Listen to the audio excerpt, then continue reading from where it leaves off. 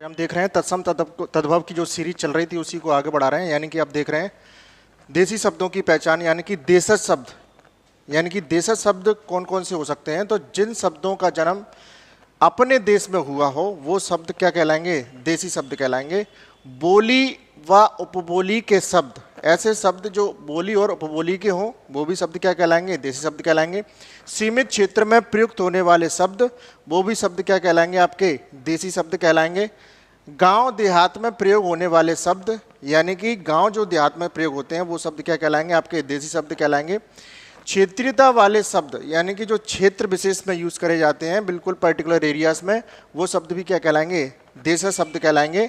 और जो तत्सम तद्भव ना हो, यानी कि ना तो वो तत्सम हो और ना ही वो क्या तद्भव हो, तो ऐसे शब्द वो क्या कहलाएंगे? आपके देशज शब्द कहलाएंगे।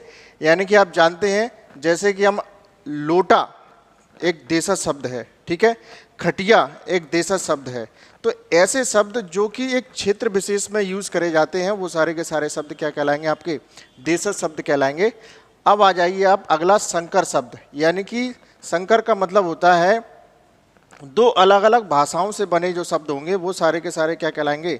संकर शब्द कहलाएंगे। यानी कि इनमें दो भाषाओं का यूज हुआ होगा। देख रहे हैं सबसे पहले क्या लिखा है? रेलगाड़ी। तो हम रेलगाड़ी को विच्छेद करेंगे रेल प्लस गाड़ी। तो जो रेल शब्द है वो काय का शब्द है? अंग्रेजी भाषा का। और जो गाड़ी शब्द है वो काय का शब्द है? हिंदी भाषा का। ठीक है, तो इसमें से पूछा जाता है बताइए रेलगाड़ी में जो शब्द हैं रेल वो कौन सी भाषा का है और जो गाड़ी है वो कौन सी भाषा का है? ध्यान रखेंगे अंग्रेजी और हिंदी से मिलकर बनाए। अगला रेल यात्री। तो हमने विच्छेद कर रखा है रेल प्लस यात्री। यानी कि रेल तो अंग्रेजी का है लेकिन देख रहे हैं आप यात्री, इसमें हमने पहले तत्सम में पढ़ रखा था आधे व्यंजन या फिर स्वर रहित व्यंजन। ठीक है, आधे व्यंजन या फिर स्वर रहित व्यंजन अगर आपको कहीं दिखाई देते हैं शब्द के अंदर तो वो सारे के सारे क्या होंगे? तत्सम होंगे। तो आप देख रहे हैं इसमें त्रा लगा हुआ है यानी कि आधा व्यंजन है। ठीक है, तो ये संस्कृत का हो गया यात्री और रेल का हो गया अंग्रेजी का। अगला रेल यान।